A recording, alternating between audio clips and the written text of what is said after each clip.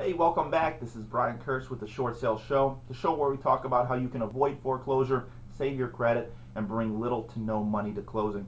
Today, we're going to actually kind of ping off of the last episode where we talked about should you stop making your payments on your second mortgage, and we are going to be focusing on buying back your second mortgage liens in the form of traditional second mortgages or home equity lines of credit at a discount.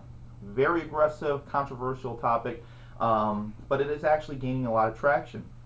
If you know anything about the press and you're following along on this, the government is putting huge amount of pressure on the mortgage companies right now to take what is called write-downs. Write-downs are where pretty much banks take losses and don't try to kick you out of the house. They just write the debt off. So this takes a lot of different ways, shapes, and forms. Write-downs are short sales. That's another term for one. Short refinance, loan modification, where principal reduction is a factor, where they're doing big principal reductions, not the kind of loan modification where they just, bring your interest rate down a little bit and tack on your missed payments to the end of the loan. But we're talking about, you go from owing $200,000 to only owing $150,000. That would be a principal write-down. And then we also have selling mortgages at a discount. Now, let me give you the background behind this whole concept. The idea being that let's just say you have a second mortgage for, I don't know, $75,000. If you cannot afford that mortgage, the second lien, and you're going to go through foreclosure right now, second lien's pretty much getting zero. Sorry to say it, but if you are an investor that decided you wanted to write loans, second mortgages, and charge higher interest rates for second mortgages, you're pretty much in a bad position right now, because after foreclosure you're getting $0 after the first mortgage holder's paid off and all his costs are paid and everything like that. So second mortgages are actually not a very good investment in any way, shape, or form. It's a bad place to be if you're an investor. And the idea is this. You may know and have experienced this. You got a mortgage on your house, and let's just say it's with Superstar Local Mortgage Company, right? And so Superstar Local Mortgage Company goes ahead, gets you this loan on your home, whether it's a first or second, doesn't really matter. They got you the loan, and you start making payments to Superstar Loan Mortgage Company, which is in Chippewa, Iowa, and you're writing checks to them, right? And then all of a sudden, they go ahead and send you a notice, and they say, hey, your loan has been sold to Countrywide. And Countrywide now has your loan. Okay, so now you're writing checks to Countrywide. Strange concept, right? Here's what happened.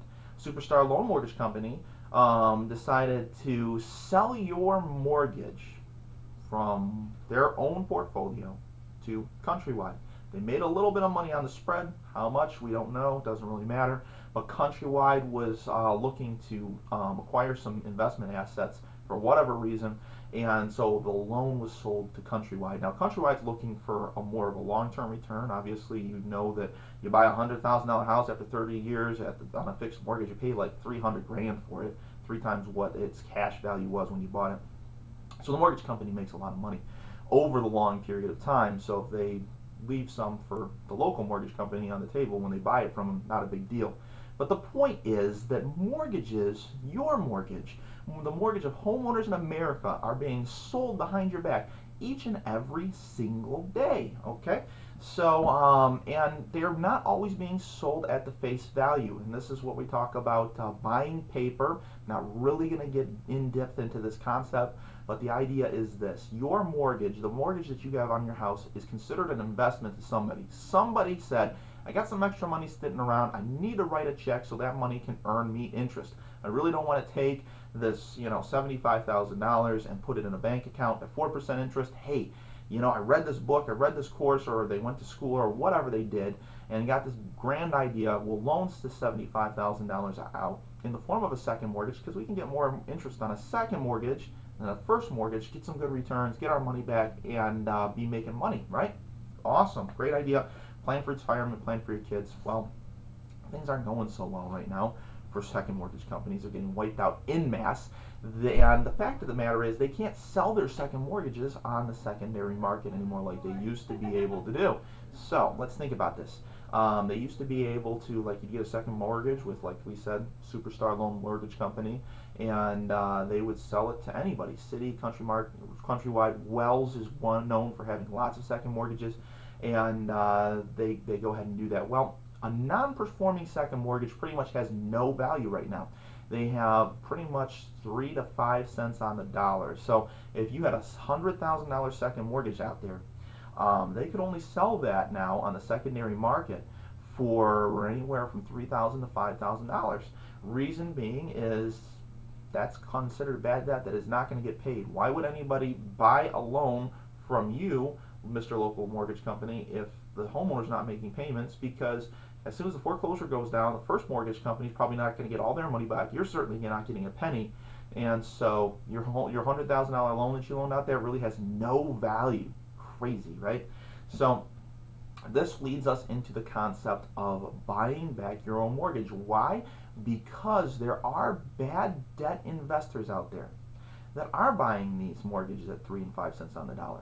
And they're pretty much taking a huge beating, but on some of them they're getting them restructured. For whatever reason, they're finding ways to get the homeowners back into a performing state, or they're finding the right kind of homeowners, and they only buy certain mortgages from certain homeowners that are going to be able to come out of that tight spot.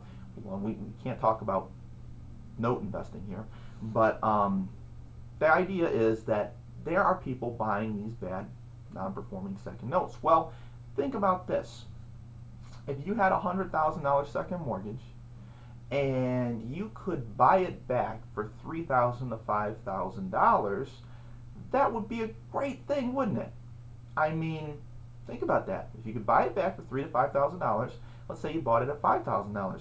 $5,000 just bought you $100,000, right? I mean, you borrowed the money and spent it in some way, shape, or form when you refinanced it, or you got a second mortgage and put an addition on the house, whatever.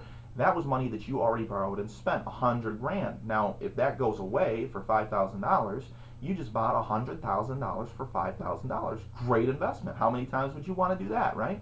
Probably like every day of the week. So the idea is, why can't we go ahead and do this? I mean, if, let's just say your mortgage company's Countrywide and they're willing to go ahead and sell the mortgage to another investor behind your back for 3 to 5 cents on the dollar, why can't you buy it back for 3 to 5 cents on the dollar? We are going to go ahead and have one more episode on this, so make sure you go ahead and watch the next episode of the Short Sale Show, because I'm going to give you all the details on the way that you can get that done. So